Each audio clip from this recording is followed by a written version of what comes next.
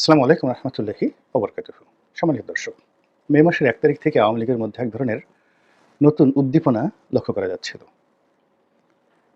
এই সময়ের মধ্যে ঢাকাসহ বাংলাদেশের বিভিন্ন এলাকাতে আওয়ামী লীগ একাধিকবার সেখানে তারা যাকে বলা হয় ঝটিকা মিছিল করেছে এবং আওয়ামী লীগের সেই ঝটিকা মিছিল ক্রমশ বড় থেকে বড় হয়েছে এবং এর মধ্যে যে ঘটনাটি ঘটেছে সেটি হলো একদল আওয়ামী লীগের যারা নেতা তারা অলনে ছাড়েন বঙ্গবন্ধু এভিনিউ মানে আওয়ামী লীগের কেন্দ্রীয় অফিস। সেই কেন্দ্রীয় অফিসে এসে তারা সেই অফিস দখল নিয়েছেন এবং সেই অফিসে যে সাইনবোর্ড ঝুলছিল নতুন কি একটা পার্টির, সেই হ্যান্ডবোর্ড খুলে দিয়ে ২০-২৫ মিনিট সেখানে অবস্থান করে তারা আবার সেখান থেকে চলে গেছেন এবং এই ঘটনার পর দেখা গেল যে সেখানে আওয়ামী লীগের নেতাকর্মী বলে পরিচয় দেয়নি তারা, কিন্তু আইনশৃঙ্খলা রক্ষাকারী বাহিনী ২০-২৫ জনকে গ্রেপ্তার করেছে, বলেছে যে এরকম এরা নিষিদ্ধ ঘোষিত যে সংগঠন, সেই সংগঠনের নেতাকর্মী। কিন্তু বাস্তবতা হলো যে আইনশৃঙ্খলা রক্ষাকারী বাহিনী নাকের ডগায়, বিএনপির নাকের ডগায় এবং ওখানে জামাত, এনসিপি সবার নাকের ডগায় কিন্তু আওয়ামী লীগ এই কাজটি করেছে। অর্থাৎ বঙ্গবন্ধু এভিনিউতে তাদের যে উপস্থিতি, এটি দ্বারা তারা ডক্টর মোহাম্মদ ইউনূসকে একটা রেড সিগন্যাল দেওয়ার চেষ্টা করেছে। এই গেল বাস্তবতা, প্র্যাকটিক্যাল দৃশ্য। দ্বিতীয় যে ঘটনা সেটা হলো অনলাইনে তারা সবাই প্রচার করছিল বড় কিছু একটা ঘটবে এবং তাদের যে বিভিন্ন গ্রুপ রয়েছে, হোয়াটসঅ্যাপ গ্রুপ রয়েছে, সেখানে তাদের যে সকল বক্তা রয়েছেন সামাজিক মাধ্যমে, তারা বেশ উচ্ছ্বসিত যে এই মে মাসের মধ্যে বড় কিছু একটা ঘটবে। এই কথাগুলোটা কিন্তু তারা বারবার বলে আসছিল এবং তারা স্পষ্টতই বিএনপির ব্যাপারে নমনীয়, তারেক রহমান সাহেবের ব্যাপারে নমনীয়, এমনকি সালাউদ্দিন সাহেবের ব্যাপারে নমনীয় এবং তাদেরকে নিয়ে কোনো রকম বিরূপ মন্তব্য করেনি। যদিও সারা বাংলাদেশে বিএনপির বিরুদ্ধে, আওয়ামী লীগের বিরুদ্ধে যে সকল মামলা হয়েছে, এই মামলাগুলো কিন্তু সব বেশিরভাগই বিএনপির লোকজন করেছে। আবার সারা বাংলাদেশে আওয়ামী লীগের লোকজনকে যারা আশ্রয় দিয়েছে, তাদের সহায় সম্পত্তি যারা রক্ষা করছে, তারাও কিন্তু বিএনপির লোক। সারা বাংলাদেশের কোর্ট কাছারিতে আওয়ামী লীগের নেতাকর্মীরা যে নাজেহালের শিকার হচ্ছে, তাদেরকে ধরে যেভাবে গণপিটুনি দেওয়া হচ্ছে বড় বড় নেতাকে ধরে, এখানে এনসিপি বা অন্য দলের যারা লোকজন আছে তাদের সাথে অনেক অনেক বেশি বিএনপির লোকজন রয়েছে। কিন্তু এরপরেও কিন্তু বিএনপির ব্যাপারে স্বয়ং শেখ হাসিনা এবং তার অন্যান্য যারা নেতৃবৃন্দ রয়েছেন তারা মানে আশ্চর্যজনক নীরবতা ভূমিকা পালন করছেন। শেখ হাসিনা তার স্বভাবসুলভ যে ভঙ্গিমা, জিয়াউর রহমানকে আক্রমণ করা, খালেদা জিয়াকে কটূক্তি করা, তারেক রহমানকে তুচ্ছ-তাচ্ছিল্য করা, এই গত ৯ মাসে তিনি একটি বারের জন্য এই কাজ তিনি করেননি। আর মে মাসে, এই পুরো মে মাসে আওয়ামী লীগের যারা নেতাকর্মী তাদের বক্তব্য, কথাবার্তা শুনে মনে হচ্ছিল যে বিএনপি এবং তাদের মধ্যে যে সম্পর্ক অনেকটা হরিহর আত্মার মতো। এই বাংলাদেশে একবার আওয়ামী লীগ শাসন করেছে, আরেকবার বিএনপি শাসন করবে, বিএনপির পর আওয়ামী লীগ আবার ক্ষমতায় আসবে, শাসন করবে এবং এই বাস্তবতা মেনে নিয়ে তারা বিএনপিকে এম্পাওয়ার্ড করার চেষ্টা করেছে পুরো মে মাস জুড়ে। এই গেল এক। ২ নম্বর হলো যে ঢাকা রাজধানীতে এরশাদ যখন আন্দোলন শুরু করলেন নগর ভবনে, তখন সেই এনসিপির যারা লোকজন রয়েছেন তারা বলার চেষ্টা করলেন যে আওয়ামী লীগের টাকায় মূলত বিএনপি চলছে। তারা ইন্ডিকেট করার চেষ্টা করলেন যে নগর ভবনে যে সকল কন্ট্রাক্টর রয়েছেন, যে সকল দুর্নীতিবাজ কর্মকর্তা রয়েছেন, তাদের একটা বিরাট অংশ তারা জনাব এরশাদকে মেয়র হিসেবে চাচ্ছেন এবং এই আন্দোলনকে তারা পিছন থেকে ধূমায়িত করছেন, শক্তি দিচ্ছেন আওয়ামী লীগের যারা লোকজন আছে। এই কারণে যে এখন যে পদ্ধতিতে ডক্টর মোহাম্মদ ইউনূস ঢাকা উত্তর সিটি কর্পোরেশন চালাচ্ছেন এবং যে পদ্ধতিতে দক্ষিণ সিটি কর্পোরেশনের জন্য একজন শক্তিশালী প্রশাসক খোঁজা হচ্ছে সত্যিকার অর্থে, যে কিনা এই দক্ষিণ সিটি কর্পোরেশনের যে জনতার মেয়র জনাব এরশাদ সাহেবের সঙ্গে টেক্কা দিয়ে চলতে পারেন এরকম একজন শক্তিশালী মানুষ কিন্তু তারা খুঁজছেন উত্তর সিটির মতো, কিন্তু তারা এখন পর্যন্ত পাচ্ছেন না। জামাত মাইন্ডেড বেশ কয়েকজন নেতাকে, ব্যক্তিকে যাকে বলা হয় অফার দেওয়া হয়েছিল। এর মধ্যে আমেরিকা প্রবাসী একজন ভদ্রলোক আছেন, খুবই পরিচিত ভদ্রলোক, আমি নাম বললাম না। তার কাছে প্রস্তাব দেওয়া হয়েছিল সরকারের পক্ষ থেকে যে তিনি দক্ষিণ সিটির মেয়র হতে চান কিনা। তো তিনি বলেছেন যে আমার এই নিরাপত্তা কি, আসবো কি, বা এটা কতদিনের জন্য, ২-৪ মাসের জন্য বা ৬ মাসের জন্য হলে তো হবে না, একটা নির্দিষ্ট টাইম লাগবে, তাছাড়া আমি এখানে আসবো না। তো এই কারণে কি হলো, তারা এই প্রশাসক, উত্তর সিটি কর্পোরেশনের প্রশাসক যত সুন্দরভাবে নিয়োগ করতে পেরেছেন, দক্ষিণ সিটি কর্পোরেশনে তারা সেটা সাহস পাচ্ছেন না। কারণ হলো উত্তর সিটি কর্পোরেশনে তাবিদ আওয়াল, তার যে সাংগঠনিক ভিত্তি বা তার যে অ্যাগ্রেসিভনেস, এটা এরশাদের মতো না। আর পুরনো ঢাকা কেন্দ্রিক যে বিএনপি সংগঠন রয়েছে, এরশাকের ব্যক্তিগত যে কর্মী বাহিনী রয়েছে, তো তাকে বা এই কর্মী বাহিনীকে মোকাবেলা করে এখানে যিনি বসবেন তাকেও সেই পুরনো ঢাকা কেন্দ্রিক ওরকম শক্তিশালী একটা কমিউনিটি লিডার হতে হবে। তো সেখানে যেমন প্রথম থেকেই আপনি দেখেন ওখানে ব্যারিস্টার আবুল হাসনাত সাহেবকে এখানে নিয়োগ দেওয়া হয়েছিল। তারপরে এখানে সাইদ খোকন সাহেবকে নিয়োগ দেওয়া হয়েছিল, মেয়র মোহাম্মদ হানিফ সাহেবকে নিয়োগ দেওয়া হয়েছিল। এখানে সাদিক হোসেন খোকা সাহেব নিয়োগ লাভ করেছেন। প্রায় সবারই কিন্তু স্থানীয় মানে যাকে বলা হয় শক্তিমত্তা রয়েছে, যাদেরকে ভূমিপুত্র বলা হয়। সন অফ দ্য সয়েল বলা হয়। তো এরকম একজন ভূমিপুত্রকে তারা খোঁজ করছেন। অবশ্য আরেকজন লোককে, জাতীয় পার্টির একজন লোক এখানে ছিলেন, যিনি মেয়র পদে দাঁড়িয়েছিলেন ২০১৪ সালে সাইদ খোকনের বিরুদ্ধে। সেটা হলো মিলন সাহেব, জাতীয় পার্টির নেতা মিলন সাহেব। তিনিও কিন্তু পুরনো ঢাকার অত্যন্ত অভিজাত পরিবারের লোক। যথেষ্ট তার লোকজন আছে। তার কাছে অফার যায়নি এখন পর্যন্ত। তিনি রাজি যদি হতেন, সেক্ষেত্রে তিনি হয়তো তার লোকজন সহকারে কিছুটা হলেও প্রতিরোধ তিনি গড়ে তুলতে পারতেন। কিন্তু দলগতভাবে বিএনপির সাথে না। মানে কমিউনিটি ক্ষেত্রে, অর্থাৎ তার সাথে যদি প্রশাসন থাকতো, তারপরে শেষে লোকজন থাকতো, তাহলে পুরনো ঢাকা থেকে ২-৪ হাজার লোক ম্যানেজ করে সেখানে সবসময় সিটি কর্পোরেশন ভবনে বসায় রাখা সাইফুদ্দিন মিলন, যাকে সবাই পোস্টার মিলন বলেন, তার পক্ষে অসম্ভব ছিল না। তো এরকম আমি একটা উদাহরণ দিলাম। মানে সাইফুদ্দিন মিলনের মতো এরকম পুরনো ঢাকাতে অনেকের সঙ্গেই বিএনপি জামাতের সঙ্গে সম্পৃক্ত, বিএনপি না জামাতের সঙ্গে যারা সম্পৃক্ত, জামাতের রাজনীতি করেন, তাদের কাছে প্রস্তাব দেওয়া হয়েছিল। কিন্তু তাদের কারোরই রাজনীতি করার অভিজ্ঞতা এরশাকের সাথে নেই, এরশাকের মতো নেই বা সাইফুদ্দিন মিলনের মতো নেই। ফলে এটাই একটা অমীমাংসিত জায়গা। এই অমীমাংসিত যে জায়গা, সেই জায়গাতে মানে এই ঘটনাগুলো মানে সরকার একটা কনক্লুশনে আসতে পারেনি।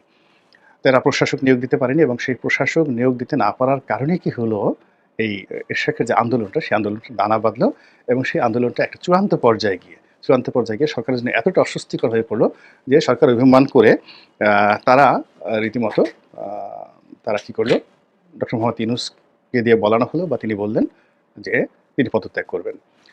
তো এই যে যখন পদত্যাগের ঘোষণা দেওয়া হলো বা এ ধরনের একটা বক্তব্য আসলো, আওয়ামী লীগের যে শিবির সেখানে রীতিমতো আনন্দের বন্যা বয়ে গেল। অ্যাজ ইট ইজ কালকে শেখ হাসিনা চলে আসছেন। তারপরে আওয়ামী লীগের যারা বিভিন্ন নেতা রয়েছেন, তাদের অনেকের ফেক আইডি রয়েছে। তারা নিজেরা চালান কিনা জানি না। কিন্তু আওয়ামী লীগের অনেক শীর্ষ নেতার যে ফেসবুক আইডি, সেখান থেকে বলা হলো যে আপনারা রাস্তায় সবাই প্রস্তুত থাকুন। যেকোনো সময় যেকোনো জিনিস আমাদের করা লাগতে পারে, ইত্যাদি আরও অনেক কিছু। এরপর ক্যান্টনমেন্টের যে দরবার বা সেনাপ্রধানের যে দরবার, সেটি নিয়েও আওয়ামী লীগের উচ্ছ্বাস মানে ফেসবুকে দেখার মতো। তারা ধরে নিয়েছেন যে এখানে একটা বিপ্লব হয়ে যাচ্ছে, এখানে একটা কু হয়ে যাচ্ছে এবং কয়েকদিন ধরে তো একেবারে ফেসবুক রীতিমতো এখন কু হচ্ছে, রাত ১২টায় কু হচ্ছে, ৩টায় কু হচ্ছে, মানে একেবারে সময় বলে দিয়ে মানুষকে রীতিমতো উত্তেজিত রেখেছে। এবং অনেকে এই যখন কুঠু হলো না কয়েকদিনে, এরকম হাজার হাজার তারা ফেসবুক, তারা একদম রেগে বেগে অস্থির। ফাজলামোর একটা সীমা আছে। বেটা ফাজিল কোথাকার, তোরা দিনের বেলায় কু করতে পারো না, রাতের বেলা এইভাবে আমাদের টেনশনে রাখো, আমরা সারা রাত ঘুমাতে পারি না, এই ধরনের ট্রল হচ্ছিল বিভিন্ন কথাবার্তা। কিন্তু যখন সেনাপ্রধান দরবার অনুষ্ঠান করলেন, তিনি যে বক্তব্যগুলো দিলেন, সেই বক্তব্য ইট ওয়াজ ভেরি পয়েন্টি, প্রফেশনাল, অত্যন্ত চমৎকার কথা। এবং এই কথাকে মাঠে মারা দেওয়ার জন্য ডক্টর মোহাম্মদ ইউনূস যে পলিসি নিলেন পদত্যাগের, সেই পদত্যাগের সেই নাটকের কারণে কি হলো, দরবারে যা কিছু ঘটেছে, সেনাপ্রধান যা কিছু বলেছেন এবং আওয়ামী লীগ যে উচ্ছ্বাস দেখিয়েছে, বিএনপি যে উচ্ছ্বাস দেখিয়েছে, এরশাদ সাহেব যে উচ্ছ্বাস দেখিয়েছে, প্রায় সব কিছু ধামাচাপা পড়ে গেছে। এবং পরবর্তীতে যখন ডক্টর মোহাম্মদ ইউনূস একটি সর্বদলীয় বৈঠক ডাকলেন, বিএনপির সঙ্গে বৈঠক করলেন, জামাতের সঙ্গে, এটা হচ্ছে ফরমাল এবং অ্যাবনক্সিয়াস, এই দুটো শব্দ আপনি ব্যবহার করতে পারেন। এটা জাস্ট একটা লোক দেখানো, এবং অ্যাবনক্সিয়াস মানে একেবারে বিরক্তিকর, দুর্গন্ধযুক্ত। মানে ওখানে বিএনপি গিয়ে কী পরিবেশ পরিস্থিতিতে পড়েছে না গেলে বুঝতে পারবে না। তারপর সে জামাতের লোক গেছেন, জামাতের লোক আবার সেখান থেকে বের হয়ে আসছেন। জামাতের সবসময় সরকারকে যতটা সম্ভব সাহায্য করে আসছে, সহযোগিতা করে আসছে। শুধু মধ্য থেকে যেটা হয়েছে, এনসিপির কিছু নেতা যারা সরকারের সঙ্গে জামাতের দূরত্ব তৈরি করে ফেলেছে। কিন্তু ইতিমধ্যেই এনসিপির সে সকল নেতা, বিশেষ করে মাহফুজ যিনি রয়েছেন উপদেষ্টা, তিনি বুঝতে পেরেছেন এবং তিনি নিঃশর্ত ক্ষমা প্রার্থনা করেছেন যে তার এই ধরনের বক্তব্য দিয়ে, অর্থাৎ মুক্তিযুদ্ধের পক্ষে বক্তব্য দিয়ে জামাতকে কষ্ট দেওয়াটা বা জামাত এবং সরকারের মধ্যে বিভেদ তৈরি করা, এনসিপি এবং জামাতের মধ্যে বিভেদ তৈরি করা একেবারে অনুচিত হয়েছে। এবং জামাত এনসিপির উপর খুব রাগ করেছে। এর কারণ হলো আমরা সবাই জানি যে জামাত শিবিরের যারা লোকজন, তারাই মূলত এই দলটিকে টিকিয়ে রেখেছে জনবল দিয়ে। এই যে তারা যায়, হাজার হাজার লোক হয়, সেটা রাজুতে বলেন কিংবা শাহবাগে বলেন কিংবা অন্য যেখানেই বলেন না কেন, এর একটা বিরাট অংশ জামাত শিবিরে থাকে। কিন্তু এই যে জনাব মাহফুজ অতি সম্প্রতি যিনি মুক্তিযুদ্ধের ধারক বাহক হওয়ার চেষ্টা করলেন এবং মুক্তিযুদ্ধকে একটা মীমাংসিত বিষয় এবং যারা মুক্তিযুদ্ধে বিরোধিতা করেছে তাদের ব্যাপারে বক্তব্য দিতে গিয়ে জামাতকে হিট অ্যান্ড হার্ট করলেন। তখন জামাত অভিমান করে তারা যে কাজটি করলো সেটি হলো এনসিপি যখন নির্বাচন কমিশন ঘেরাও করতে গেল ঠিক সেই সময়টাতে আর লোক সরবরাহ করলো না এবং দেখা গেল যে অল্প কিছু লোক নিয়ে এনসিপির যারা লোকজন সেখানে কিছু বলার চেষ্টা করলেন এবং সেখানে সাংবাদিকদের সংখ্যা বেশি ছিল উপস্থিত, অর্থাৎ এনসিপির নেতাকর্মীদের সাইডে।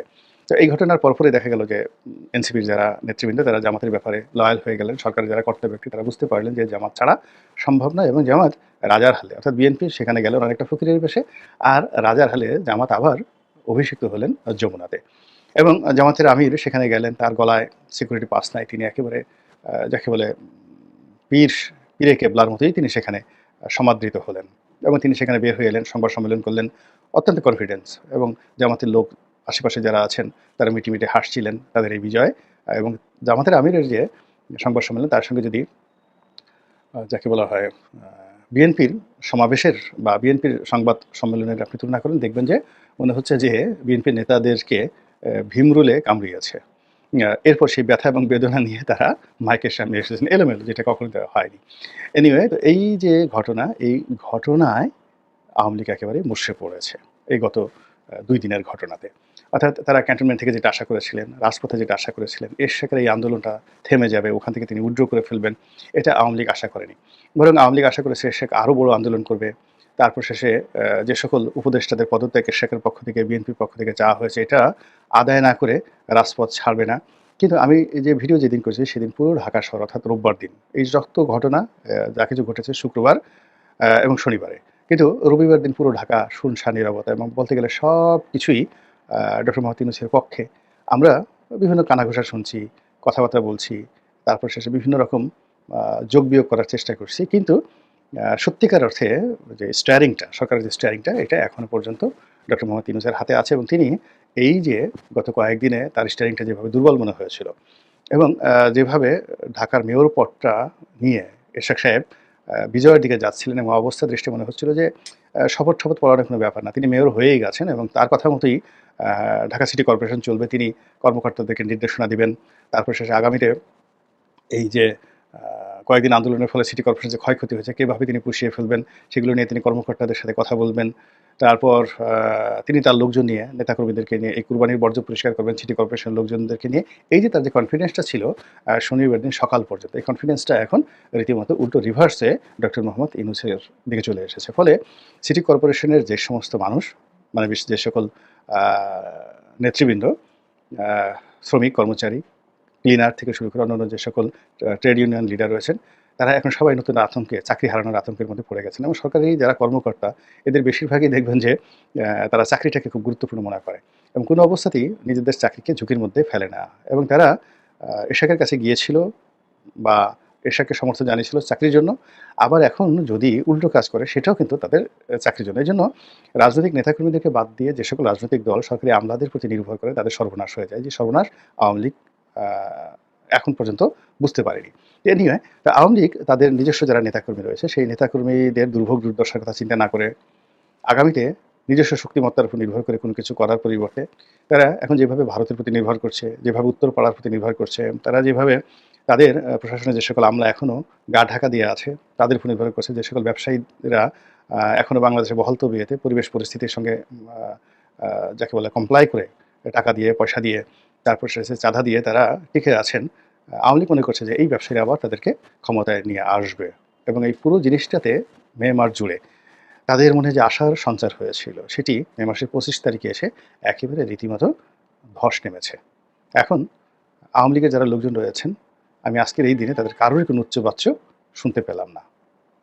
মহান আল্লাহ আমাদের সবাইকে হেদায়েত দান করুন এবং হেফাজত করুন। আসসালামু আলাইকুম ওয়া রাহমাতুল্লাহি ওয়া বারাকাতুহু।